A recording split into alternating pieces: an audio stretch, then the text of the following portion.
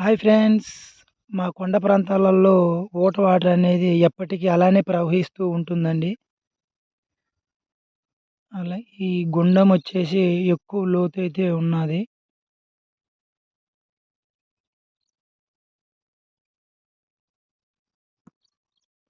అలానే మా కొండల్లో కూడా ఈ మాడపాకుల తీగ అనేది కూడా ఎక్కువగా ఉన్నాయండి. చూడండి, అన్నీ మాడపాకుల తీగేనండి. నా చుట్టూ ఉన్నవన్నీ అవేనండి. మాడపాకుల తీగేను.